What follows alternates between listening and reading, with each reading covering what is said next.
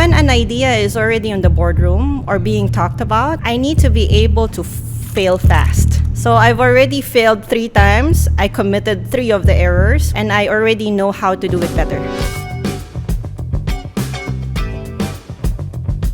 Hello and welcome to Thoughts on Tech, powered by Eastern Communications. I'm Justin Quirino, and I'm absolutely thrilled to be your host for this podcast series, as the title suggests, all about tech. Now, today we'll be exploring the world of ICT solutions, highlighting their impact, uncovering success stories, and learning from industry leaders who are driving change today. We're here with our distinguished guest whose leadership has been absolutely instrumental in enhancing the security posture of EY clients throughout the region.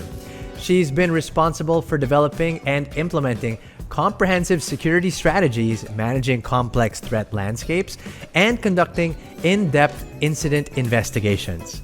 I'm absolutely pleased to introduce a multi-awarded technology leader and international speaker, recognized among the 100 most influential Filipino women on LinkedIn, and is part of the Hall of Fame of the top women in security in the ASEAN region. Ladies and gentlemen, please welcome Maez De Guzman. Hi, Maez. Hello. Thank you so much for joining us today. No, thank you for having me. Such a pleasure. You have a laundry list of accolades, and I just kind of want to go through this one by one, okay? You're one of the most internationally recognized cybersecurity leaders in the country.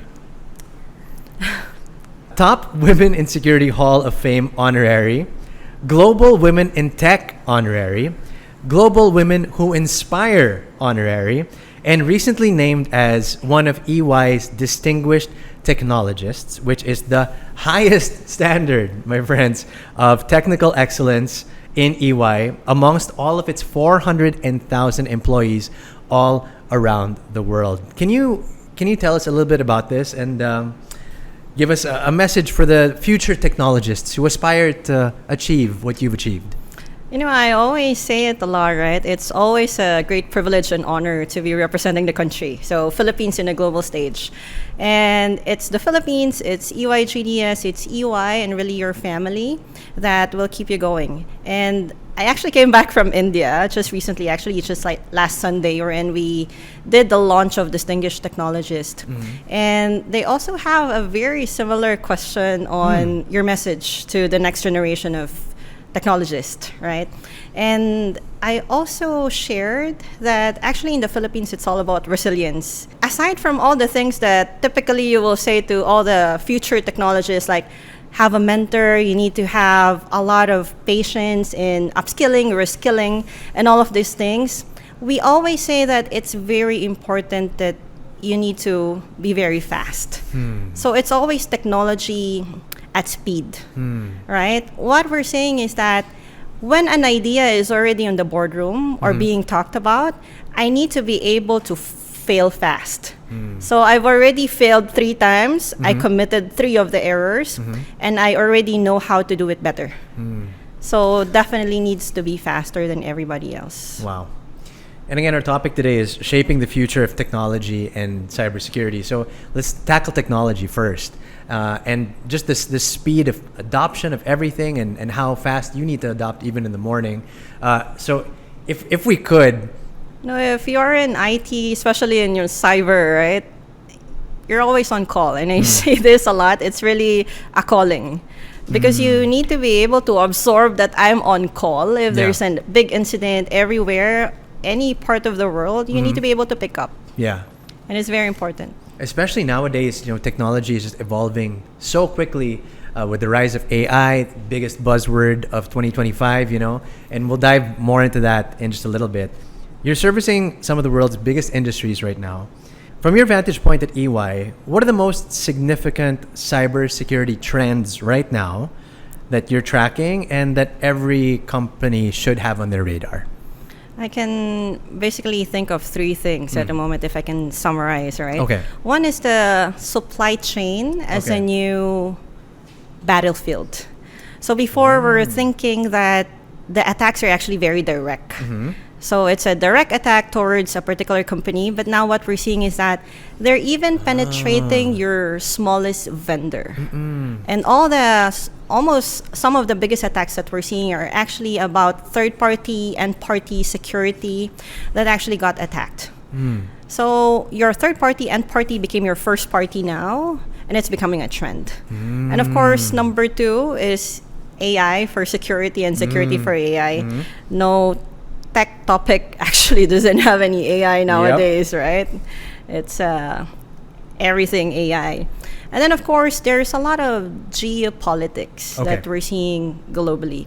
And what I mean by geopolitics is that we're seeing cybersecurity attacks being collateral damage, for example. So they're doing a lot of the state-sponsored critical infrastructure attacks, supply chain, large-scale attacks, and things of that sort, to actually have you as a hostage. So you really need to be careful if you're a large company and so on. Attacking the different parts of the supply chain, AI, and the geopolitics. Now, how are these global trends playing out specifically here in the Philippines? And what makes our local landscape unique? You know, the Philippines actually play a very interesting and amusing landscape, mostly because we're one of the fastest rising digital economy in Southeast Asia. Yeah, so you could imagine, right? We're seeing an uptick of attacks, whether biggest or largest industries like banking or BPO, which is really the crown jewels of the country. And then, of course, when we look at the infrastructure or the composition of the Philippines, it's mostly about SMEs or small and medium enterprises. So mostly these SMEs are the ones who don't have the typical rigor in cybersecurity that is making them very penetrable in terms of attacks. So we're also, of course, being very cautious. And then you also see the talent, right? The talent supply in the Philippines. That's why we really need to upskill our local talents here in the Philippines. So we're talking about cybersecurity, and you mentioned the attacks. I guess maybe we can go through the most common cybersecurity attacks that are faced by companies and even the casual technology user such as myself. So what are the most common cybersecurity attacks? You would actually not believe it's still phishing, right? Okay. So if you get phishing phished, with a PH, yeah. you still get phished every so often. And then we're seeing a lot of AI-generated emails now, which is you cannot distinguish what's real versus what's not, right? Because it's AI generated, it's so real. Depends. if you've trained eye, no? Yes, okay. But it's very hard to distinguish, yes. Very. And then you're also seeing a lot of deep fakes now and a lot of business email compromises. But of course, you're seeing a lot of those malware but it's very difficult now because of AI again, right? So malware nowadays are not the typical behavioral thing that you're seeing, but this malware or these types of malware now can actually have a behavior that is very difficult to detect because again of AI. What typically, how would we see malware manifest? Like, is there a way that the casual user of technology can discern na malware talaga to? Of course, there's a typical ways wherein you will see it, right? It's acting difficult or it's acting differently. So may mga bugs. There is. But of course, if you click on the link, it will get a malware to your phone or to your computer. It's very easy to detect. If you're a typical user, it's your computer is acting strange and things of that sort. So you will have a clue. Definitely, you will have a clue. You know, I think whether you're a top-level CEO or a rank-and-file employee or a social media influencer, all of us, we're all susceptible to these cyber attacks, right? And so I guess it's about cybersecurity literacy, that we need to be more literate about these things, especially like may mga text scams, and then there's a link there, and then through emails and stuff like that as well.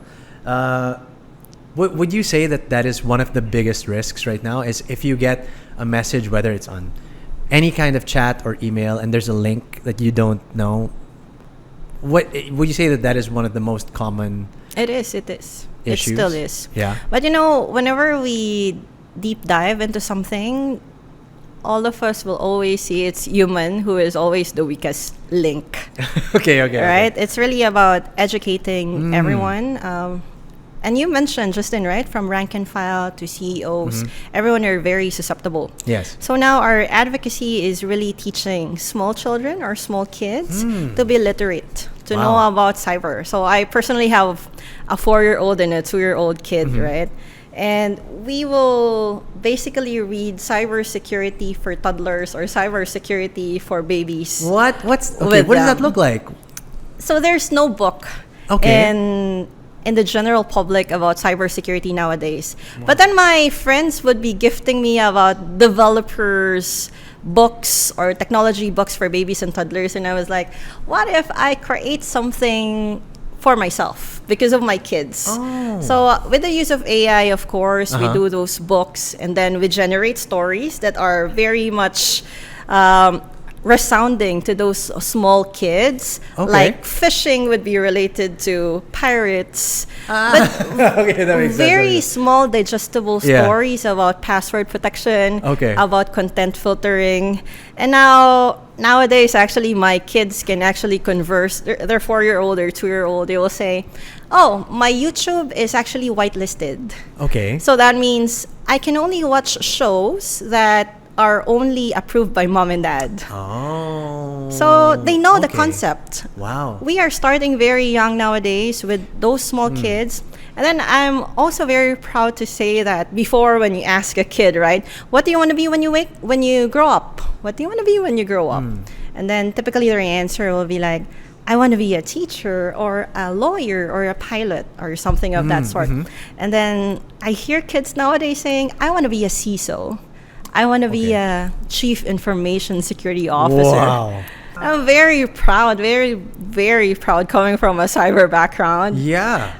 It's like goosebumps. It's interesting to look at the landscape of the younger generations, and they have access right away. So you said as early as 7 years old, they want to be a Chief Information Officer of a company. Amazing. Wow. I'm telling you, it's amazing. That is mind-blowing. So whether you're a 7-year-old or a CEO, we all need cybersecurity, correct?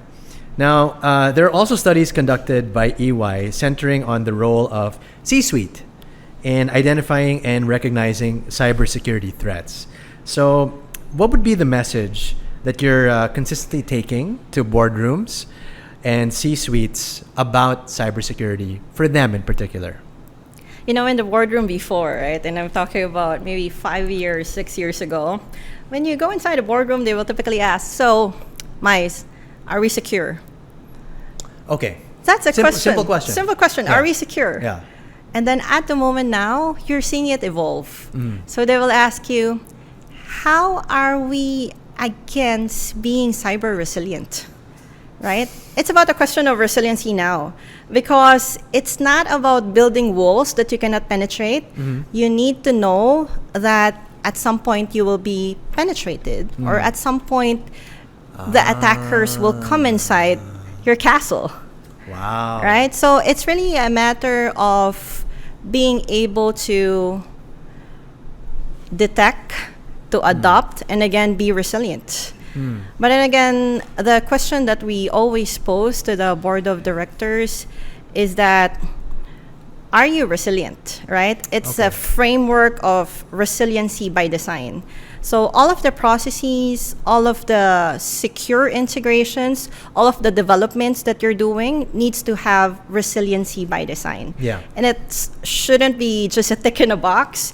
It's actually a culture that we're building. So you're expecting these attacks? You are. You should be. For the businesses who are listening right now, would it be wrong for them to think that they will never be attacked? That they can make the most impenetrable cybersecurity force and no one will be able to penetrate my firewalls? So when we think about network perimeters, we think that within that network, you're actually secured. Yeah. Actually, you're not. Not anymore. Right? So the mindset really needs to shift. Okay. The mindset should be about resiliency. Yeah. It's about adaptability. and it's really about really just embracing that you will be attacked, but you need to have very minimal disruption.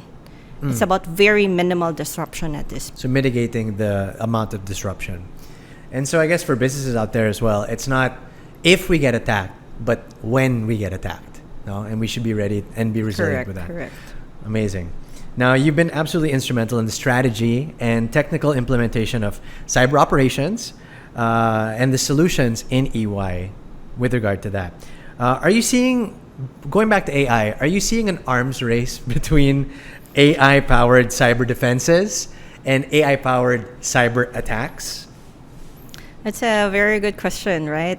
I did mention earlier that we're seeing a large scale of phishing attacks now powered by AI. And then there are a lot of vulnerability discovery at a large scale that we haven't actually seen before. So they're doing a large-scale vulnerability discovery all over your network, for example, and even your third party. And we're seeing it more and more. So yes, on the attack, even the attack surface is also changing. But then again, on the defensive side, it's actually quite funny because we've been using AI for quite some time, right? We've been doing a lot of automation, a lot of AI, even threat intelligence, even years back, like 5 years, 7 years ago. So definitely the good thing now is that we can defend with AI, even though the attackers are also attacking using AI. Yeah. What I'm thinking about right now is the speed of the attacks. What is it faster if it's an AI attack compared to if you were dealing with a hacker? For sure. So imagine now that we have AI, it's very different. So the landscape is totally different now with AI. But the good thing again is we have technologies in place to actually defend AI with AI. Yeah. So having said that, everybody watching right now, on a scale of 1 to 10, how important is it that they learn how to use AI? 200%. 200%, right? So even in my organization in EY, it's 100% imperative that you have an AI badge or you have undertaken how to use AI. 100% mandated, right? How to do prompt engineering, how to use AI in your technologies. Now, so right now we're talking about AI. Everything's AI. Big threat, big defense. But is there another technology that we're not aware about that could be the next AI? I actually want to talk about, I don't know if you guys have heard of this or maybe yes, specifically, right? It's not a technology or it's not a product, but it's actually a framework. So in security, globally, we always talk about zero trust. Okay. Right? So the framework actually means zero trust from its name, meaning trust no one, verify everything. Okay. From its name. So all the technologies now actually support zero trust. So from microsegmentation, from all identity-related proxies, everyone should align to the framework of zero trust. And that's the thing that I'm actually very interested about and very proud about in thinking about the next thing in security. But zero trust is another concept or a framework wherein you don't trust anyone. You always need to verify. So for the casual viewers out there, how can we incorporate that zero trust? What should be our main line of defense incorporating zero trust in our own cybersecurity? It's a mindset, right? And also a mindset change. Like if you see a SMS, a message, right? It's a link. Now think about, zero trust. Should I click it? Should I not click it? I don't trust it. Everything. So when in doubt, don't. But yeah, because so many of us get scammed, and as you said earlier on as well, it's getting harder and harder to tell what's real, especially when they incorporate AI. Because, for example, let's say I'm a scammer, I've already composed my scam message. I can input that into my AI and be like, how can I make this sound more natural? Exactly. Diba? Exactly. And tailor fit it to a CEO, tailor fit it to an elementary teacher. Parang ganyan, diba? That's really happening. Pwede. Actually, that's Kahit really languages. Yes. Because they also know how to speak Filipino, Spanish, whatever other language. So, now having said that, what would be your vision for cybersecurity here in the Philippines, and how are you shaping the future of technology here in the You know, Philippines? we always share this a lot as well because our vision is really aligned to the government, which is make the country a technology powerhouse. Make cybersecurity in the Philippines great again and be number one across the region, right? It's always our vision, and it's our way of also giving back to the Philippines and to the society. So we're doing a lot of things as well, partnering with the academe or our partner schools to really shape the curriculum in the cybersecurity space. So before they even graduate, they know the basics. They know the typical attack patterns. They know what it takes to be a cybersecurity analyst, for example. And when they graduate, they can automatically know what to do in the workspace. And I'm very excited about the future because we're seeing more and more interest on cyber. So I'm also sponsoring the Women in Tech Society in the Philippines, specifically within EY. So we have this EY STEM app. So it's an app that is basically tailored to kids, high school or college students that wants to have a career in tech. So if you download the EY STEM app, you would actually learn a lot of other things about cyber, about data engineering, about IT, AI, and things of that sort. So it's actually paving the way. Wow. And I'm just very proud of what we have accomplished, of course, so far. Congratulations. Now, on this EY STEM app, is this just for students, or even me, I can download it? You can download it. So everybody here, you can download Definitely. the EY STEM app. It's STEM, EY So- STEM app. Awesome. And Download now. it's Link in the comments. All right? It's a lot of gamification as well. It's not boring. So for students or for people who likes gaming Yeah. and things of that sort, it's Wow. very interesting. Maybe let's try to enumerate some practices that'll help keep us safer online. Number one, don't trust any random link. Like, let's say email. What about for email? Let's go there muna. What would you say are your top recommendations to stay safe while using email?